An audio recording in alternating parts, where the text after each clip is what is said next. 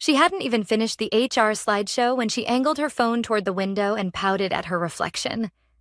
Peace sign. Overhead light turned ring light. Sneakers on the edge of my old desk like a tourist dangling feet over a canyon. I stood just beyond the frosted glass, watching her hunt for the perfect filter in a chair I'd spent 2 decades keeping upright, while everything around it shook. My name is Claire Holt. I'm 45, or I was when this started. Until last week, I was senior operations engineer at Meridian Freight Systems, the company you never hear about until your package doesn't arrive.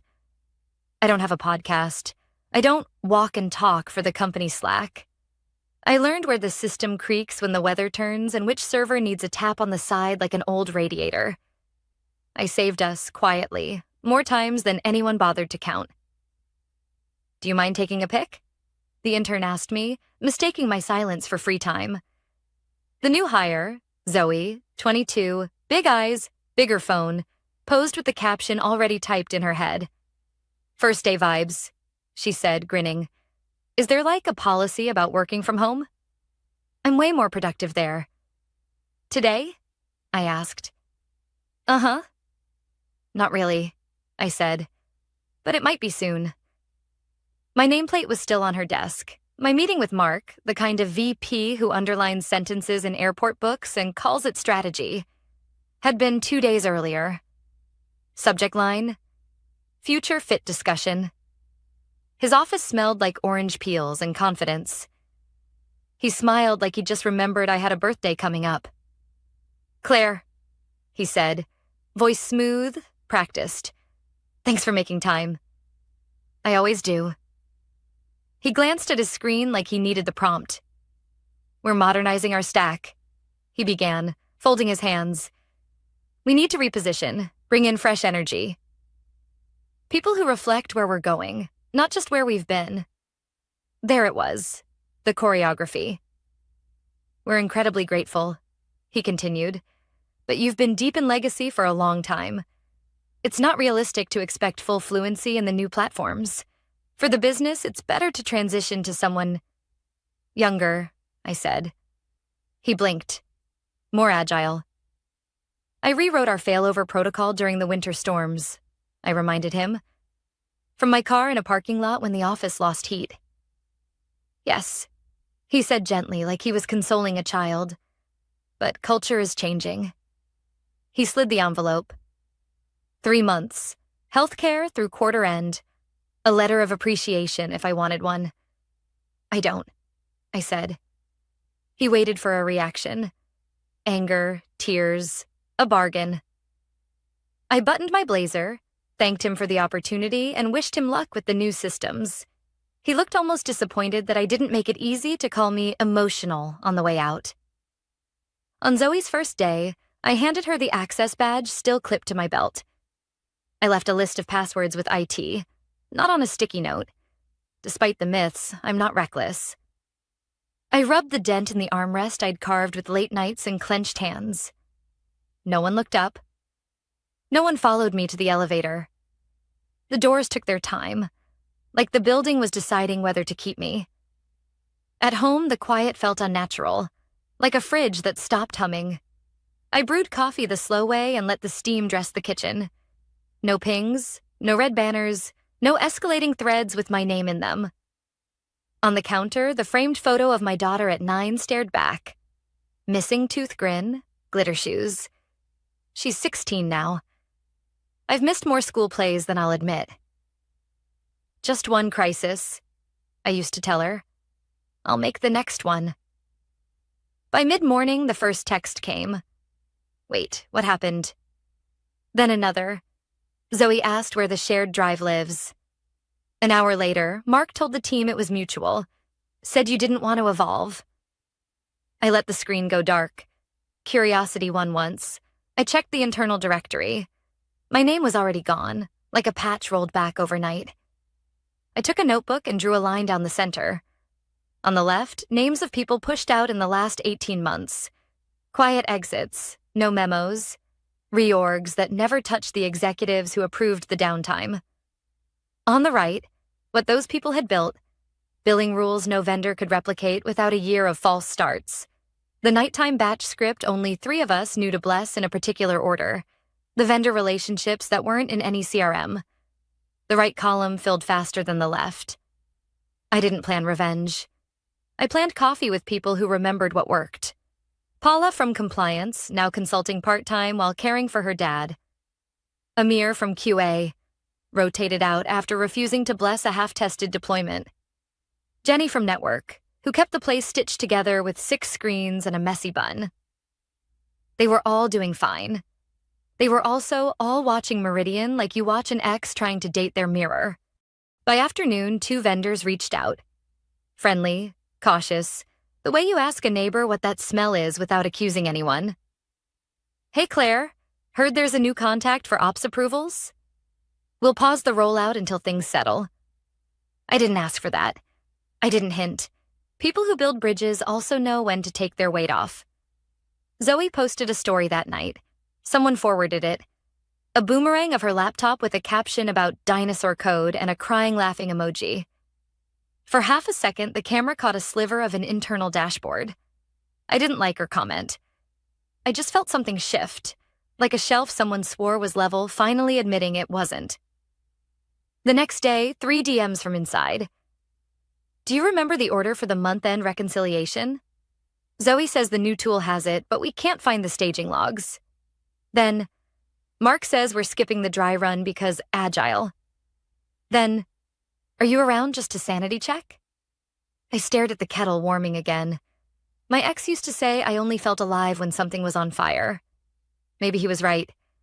Or maybe I just spent 20 years keeping sparks from finding kindling while other people practice speeches. That evening, Paula added me to a quiet group chat. 29 names I hadn't seen together in one place since the last holiday party that actually had food. No rants, no insults. Just timestamps, thread links, a shared memory of where the bones were buried and which ones still mattered. Someone uploaded a checklist I'd written the year the flood took out our second floor. It still held. I slept deeply for the first time in months. On the 3rd morning, I woke to a message from an unknown number. Call me. Then a second. Urgent. Please. I made coffee first. The kettle clicked off. The phone buzzed again. I finally swiped to open, ready to listen or not, I hadn't decided. The number flashing on my phone had no name, just digits I hadn't seen in years. I let it buzz until it nearly stopped, then thumbed it open. Claire, a voice said. Careful. Polished. Mark. I didn't answer right away. He filled the pause like he was trained to. I hope this isn't a bad time. It's fine, I said, though my second cup of coffee was already cooling in my hand. He exhaled, as if relieved I hadn't hung up. We're in the middle of some temporary challenges. Nothing major, but, well, the transition isn't as smooth as we'd like. Zoe's brilliant, of course, but she's still acclimating. That word, acclimating, did a lot of heavy lifting. What do you need, Mark? I asked. He softened his tone, the way people do when they're pretending hierarchy doesn't exist. We were wondering if you'd consider consulting. Just short term. Help us stabilize a few workflows. Obviously, we'd compensate you generously. I sipped the coffee. Let the silence draw. He tried again. This isn't about age, Claire. It never was. You're invaluable. You're saying I'm invaluable 3 days after you told me I wasn't worth the investment. His pause stretched. That's not what I said. It's exactly what you said. Claire, listen. No, I cut in. Calm, steady. You'll figure it out. Good luck, I ended the call before he could play the sympathy card. My hand didn't shake. The texts kept coming, though. Not from Mark. He was too proud to beg twice, but from inside. Month-end failed. Reconciliation incomplete. Then, Zoe tried to rerun it, broke half the batch. Then, please don't post about this. We'll fix it. I hadn't planned to post. Revenge by Facebook never appealed to me. But word travels in quieter ways. That afternoon, Paula from compliance called. You've seen it, right? She asked. Seen what? She went live. On TikTok, my stomach dipped. Doing what? Complaining. Something about ancient code and how you left her with a mess. She showed her screen. Claire, it wasn't blurred, I pulled up the video. There she was. Ring light haloing her face. Background a blur of dashboards I knew like muscle memory. Caption: Day 3 and I already want to quit LOL. 100 laughing emojis from strangers who didn't realize the data behind her wasn't just numbers. It was client contracts, routing matrices, financial pipelines. I didn't laugh. I didn't comment. I didn't need to. By midnight, the clip had 30,000 views. By morning, 60. Someone in the comments recognized the interface. Wait, is that Meridian's ops panel? Another chimed in. She just leaked internal systems. This isn't funny, it's negligent. The algorithm did the rest. At lunch, I met Amir at a diner off the highway. He looked the same. Tired eyes, sharp mind, but lighter somehow, like leaving had given him back oxygen. He didn't even say hello before sliding his phone across the table. You need to see this, he said. It was a screenshot from Meridian's internal Slack, a message from Mark. Team, we're addressing a brief infrastructure hiccup.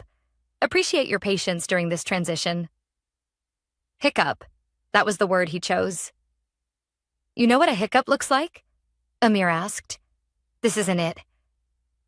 Half their month end is corrupted. The vendor we used for freight audits? They pulled out this morning, said they'll wait until systems stabilize. I stirred my coffee, though I wasn't thirsty. They're panicking, he went on, and they're blaming you. Of course they are. He leaned forward. What are you going to do? Nothing, I said. Not yet. But my mind was already building columns again. Left side, names. Right side, what they held together. We'd carried Meridian like scaffolding no one bothered to maintain. Remove the scaffolding, the building doesn't fall immediately. It sways, creaks, then tilts in ways no one can ignore. That night, Paula added another link in the group chat. A PDF, leaked from an internal strategy deck. Header: Future Forward Culture 2025. Bullet points beneath: reduce legacy friction by transitioning senior staff. Prioritize fresh perspectives over institutional stagnation. Streamline by flattening outdated hierarchies. Zoe had posted the link without realizing it was visible in her story. Someone screenshotted. I read the lines twice, then a third time. Legacy friction. Institutional stagnation. Pretty phrases for people like me. People like Amir. People like Paula and Jenny and the 30 others in the chat. We weren't friction. We were the gears. Before bed, I forwarded the deck to an old acquaintance, a journalist I hadn't spoken to in years. Subject line: Might want to ask why a modernization plan reads like a purge manual. No name attached. No need. I slept well. The next morning, the news broke on a niche industry blog. Headline: Meridian Freight Faces. Questions over workforce strategy after TikTok leak. The article didn't name me. It didn't need to. Vendors whispered. Clients asked quiet questions. The blog headline made the rounds faster than I expected. Vendors sent it to each other with careful subject lines. FYI, seen this? Any impact on us? Like they were passing a hot pan with oven mitts. Inside the group chat, Paula posted a screenshot from HR. Social media incident under review. Employee access suspended pending investigation. No name in the memo, but we didn't need one. Zoe's profile went dark. The video disappeared. The comments didn't. By mid-morning, a message from a Meridian address I didn't recognize landed in my inbox. Friendly reminder that all former employees remain bound by confidentiality provisions. No greeting, no signature. Just the implication that this was my fault. I read it twice, then archived it. I hadn't shared anything they hadn't leaked themselves. Silence is a kind of armor when people expect you to yell. Mark called again. I let it go to voicemail. He tried text. Consulting, half-day blocks, your rate. The period after rate did a lot of begging. I put the phone face down and rinsed my coffee mug.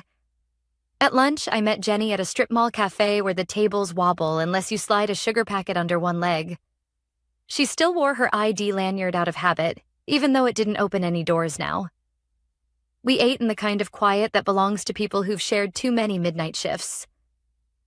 "They're saying the outage last night was contained," she said, pushing a napkin toward the offending table leg. "Was it?" I asked. She smirked. Define contained. I didn't need the details. I could hear them anyway. Retrees spooling until the queue choked, a reconciliation job starting without the dependency it needed, an engineer overriding a warning because a VP stood behind him saying, "Just push it. You don't have to be in the building to smell smoke." "What do you want to do?" Jenny asked. "I don't want to fight," I said.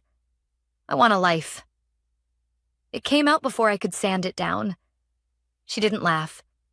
She just nodded, like that answer had been waiting inside me for a while.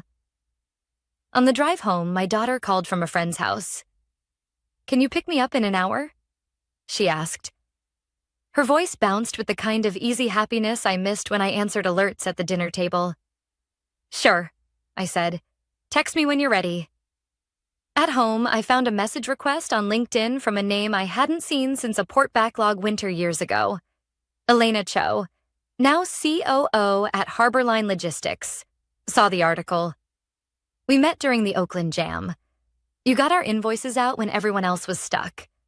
Are you open to a conversation about modernization that doesn't break what works?" We spoke that afternoon. No buzzwords, no pitch deck.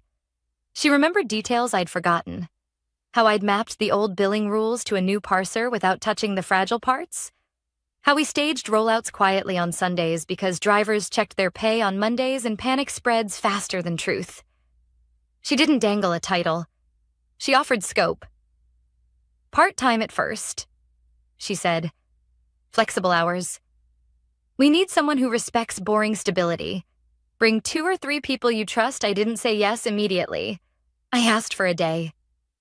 She agreed without a sigh. That night, Zoe messaged me from a throwaway account. The note was short. "I'm sorry, I didn't understand. They told me to make it fun." I thought joking about the old code would help me fit in. I messed up. "I know you hate me." I read it twice, then a third time, because something in the last line sounded like she was 22 and alone in a place that eats people at any age. "I don't hate you," I wrote back. "Ask for training. Shadow someone who knows the flows end to end. Say no when you don't understand. It's not weakness. It's safety." I hovered, then added, "You didn't break it alone. Don't let them say you did." She didn't reply. Maybe she wouldn't. Maybe that wasn't the point. Paula pinged the chat. "HR interviews tomorrow. Legal wants statements. 2 folks filed age bias complaints." Amir answered with a shrug emoji and a link to an article about rotational exits. Jenny posted a checklist for month end that included a step I'd forgotten I invented. Bless the jobs in this order or they'll fight each other. We tagged it for later, not because we owed Meridian anything, but because forgetting the past is how you break the future. I picked up my daughter as the sky went lavender. She slid into the passenger seat, hair smelling like drugstore shampoo and sleepovers. "You seem different," she said, studying my face the way kids do when they're trying to read weather. "Less notifications," I said. She smiled. "I like this you." At home, we ate pasta that wasn't rushed, watched half a movie, and I didn't check my phone. It still buzzed on the counter, vibrating against the mail like a fly stuck in a lampshade. When I finally flipped it over, Elena's message waited. "Take your time. If you're in, we start small. Your conditions, not ours." Conditions. The word felt like oxygen. I typed, "I'll come if I can bring 3. Compliance. QA. Network. We do this slow. No performative launches, no cameras, just work." I stared at the cursor, then hit send. Her reply came back almost immediately. "Deal."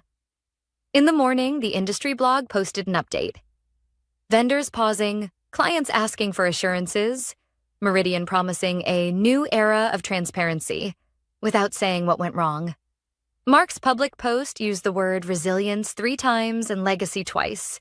None of it the way those words mean anything. I brewed coffee and opened a new notebook. Not columns this time. A list. What a stable system actually needs and what it doesn't. I added names at the top. Paula, Amir, Jenny. Then underlined them once like a promise. Before I could close the cover, my phone lit up with a new unknown number. I let it ring. It almost stopped before I answered. Claire, Mark said, breath already thin. We're escalating. We need you in the building today. I looked at the list, at the 3 names, at the life I'd started to sketch in the margins. I didn't raise my voice. I didn't explain. No, I said. I'm not coming back. He started to talk about offers and rates and urgency, words stacking like boxes in a hallway that never gets cleared. I set the phone on the counter and let him finish his speech to the air. By the time I picked it up again, it had gone quiet. A new text blinked from Elena. Conference room reserved for Monday. No speeches. Whiteboard only. I wrote one more line under the list. Build what lasts. Then I closed the notebook, turned off notifications, and let the house be quiet. Monday morning, I didn't drive to Meridian. I drove across town to a co-working space Elena had rented. Neutral walls, clean Wi-Fi, no mission statements taped to the glass. The kind of place where silence has weight, not absence. Paula was already there, laptop open, glasses perched low like she was reading fine print no one else could see. Amir showed up next, muttering about traffic and caffeine. Jenny arrived last, balancing a tray of coffees because she still thought about people before code. We didn't hug. We didn't make speeches. We just sat down and opened our laptops. That was enough. Elena joined us with her project lead, a younger guy named Marco who looked like he lived in spreadsheets. They gave us the outline. Harborline was expanding routes, systems were straining, and the last contractor had left things brittle. We don't need flash, Elena said. We need foundation. Quiet strength, she looked at me when she said it. I nodded once. We carved the work into pieces, nothing dramatic. Compliance flows for Paula, reconciliation scripts for Amir, routing backbones for Jenny. I took integration, the glue no one notices until it fails. By noon, we'd already drafted a skeleton plan. No Slack announcements, no glossy decks, just work that made sense. Meanwhile, the group chat kept pinging. Paula scrolled during lunch, shaking her head. Meridian's internal audit is out. Zoe suspended pending review. Michelle from HR recommending termination for breach of confidentiality. Jenny snorted. Convenient scapegoat. Amir pushed his fries aside. Typical. Blame the intern. Ignore the strategy that hired her without training. I didn't add anything. But I remembered Zoe's message. Her clumsy apology, the fear under it.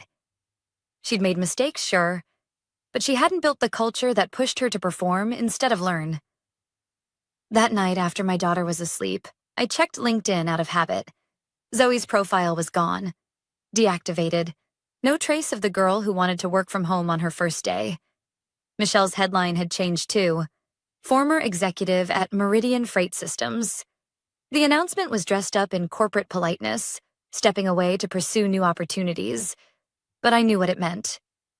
Mark posted a note full of resilience and forward momentum. The comments were quiet, polite thumbs-ups from people who didn't want to get involved. I didn't add mine. I just closed the app. By midweek, Harborline's pilot system was running. Small scale, nothing flashy, but solid. Vendor onboarding was smoother than I remembered in years. A partner emailed, "This feels stable. Who's behind it?" Elena forwarded it to me with a simple line. "Your team is making an impression." At the same time, Meridian's cracks widened. A vendor leaked to the same industry blog. We've paused integration due to destabilized infrastructure following recent restructuring. It didn't name Mark. It didn't need to.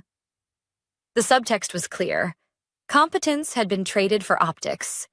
On Thursday, I was asked to speak on a panel at the Regional Systems Conference. I hadn't planned to. I just wanted to listen.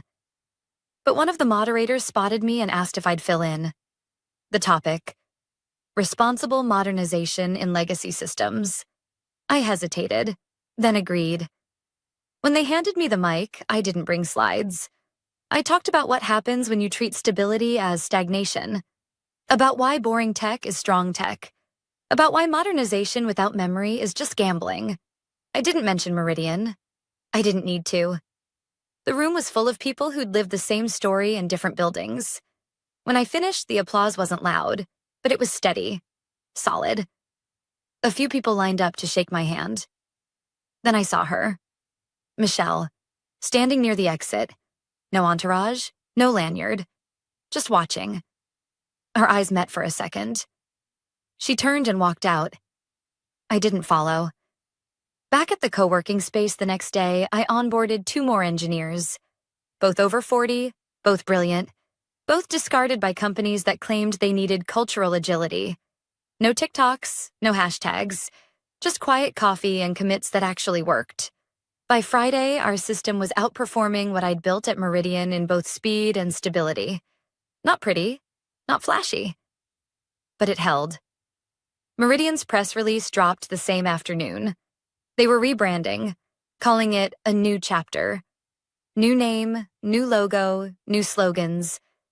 None of it addressed the outages, the clients they'd lost, or the people they'd pushed out. I stared at the bright colors on the page and thought, you can't patch over rot with paint. That evening, my daughter and I cooked dinner together. She grated cheese, I stirred the sauce. She glanced at me, smiling. You don't look tired anymore. I feel lighter, I said. She leaned her head against my arm. I like this version of you. Later, when she was in bed, I sat with my notebook. Not columns anymore. Just a sentence I wrote slowly, like carving it into stone. Relevance isn't what gets seen.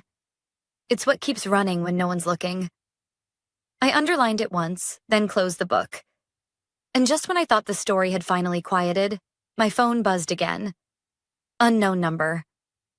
I almost ignored it, but the preview made me pause. Claire, it's urgent. We need to talk about... I let it ring. I already knew who it was, and I already knew what my answer would be. The urgent text wasn't from Mark, after all.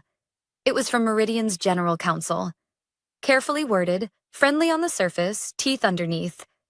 We hope to speak informally about a possible short-term engagement to support our recovery efforts. I set the phone down and watched the steam lift off my mug. A minute later, Mark called anyway. Claire, he said, voice tight. We're at risk of losing our biggest client. The board is concerned. I can get you whatever rate you want. I let him talk. He cycled through flattery, urgency, nostalgia. When he finally paused, I said, You don't need me. You need to listen to the people who keep telling you the unglamorous truth. We don't have time for that, he snapped, then caught himself. I mean, we need a quick stabilization. There isn't a quick version, I said. There's the right one or the expensive lesson. Silence. Then softer. We made mistakes. Zoe didn't design your culture, I said. She just learned it out loud. He took a breath that sounded like defeat. If you change your mind, I won't. I ended the call. My hand didn't shake. At Harborline, our room grew louder in the best way. Keys clicking, whiteboard markers squeaking, Jenny's quiet got it when a stubborn root finally behaved. Paula mapped controls so cleanly the auditors would have to invent reasons to frown. Amir rebuilt the reconciliation sequence so it could recover from human error without panic. I handled the glue code, the parts that made all the other parts hold hands without noticing. Elena kept her promise. No speeches, no ring lights, no hero narratives. When a partner sent a note, onboarding never felt this steady. She put it in a folder named Proof, Not Hype, and got back to work. The group chat hummed with updates from the old world. HR interviews happened. 2 age bias complaints moved to formal review. A vendor paused integration, pending environment stabilization. Meridian posted a new value statement about resilience that used a lot of words and said very little. The rebrand launched with a glossy video and comments turned off. Zoe wrote to me one more time, from a personal email this time. They let me go, she admitted. I deserved some of it. I didn't know what I didn't know. I got an interview at a mid-sized shop where they do actual training. Do you think I should even try? Yes, I wrote back. Ask questions until you're annoying. If they make you feel small for asking, leave. Find the place that treats caution like a skill. A day later, she replied, They offered me a junior role. No social posts, lots of shadowing. I'm going to say yes. I wished her luck and meant it. The next week, Meridian announced a leadership transition. Mark's photo disappeared from the website. A board member slid into interim. Michelle's post about new chapters sank without ripples. The industry blog followed with a quiet piece. Sources say a series of rushed changes preceded recent outages. No fireworks. Just dots close enough together that anyone could connect them. Elena asked if I wanted to make a statement to the reporter. Set the record straight, she said. I shook my head. The record's in the uptime, I said. She smiled like she'd been waiting for that answer. On Thursday, my daughter had a recital. It's the sort of event I used to attend with one eye on the stage and one eye on my phone. I left the phone in my bag. She scanned the audience until she found me. I lifted 2 fingers, our tiny sign from when she was small, 2 taps to say I'm here. Her shoulders dropped. When she bowed at the end, she looked for me first. I clapped until my hands hurt. That night, Elena forwarded a note from Harborline's CFO. Whatever you're doing, keep doing it. First clean audit in 2 years. She added a smiley face, then deleted it, then added it back. We celebrated the way boring people do. We checked the dashboards, saw everything green, and went home on time. I still got the occasional ping from Meridian addresses, some arrogance, some grace. One engineer wrote, We should have listened to you about staging. Another said, If there's ever room on your team. I saved his email. Not as a trophy. As a reminder, people want to do good work if you let them. On Friday, I stood in front of our whiteboard and wrote the only rule that mattered at the top. Modernize with memory. Under it, I added 3 lines. If you don't understand it, don't deploy it. Boring and stable beats flashy and brittle. Ask for help before the fire starts. Paula nodded at the last one. Make that a policy, she said. So we did. A week later, Harborline greenlit Phase 2. Elena slid a contract across the table and said, Title if you want it. Or not. Just keep building like this. I asked for something smaller. Names on the change logs, credit where it belongs, reasonable hours, the ability to hire people who've been told they're too much or not a fit, for rooms that mistake noise for talent. She said yes to all of it. On my way out, my phone buzzed with a news alert. Meridian had concluded internal reviews and would refocus on core competencies. I didn't click. I didn't need to. I knew what the statement wouldn't say. That competence isn't a press release. It's a routine.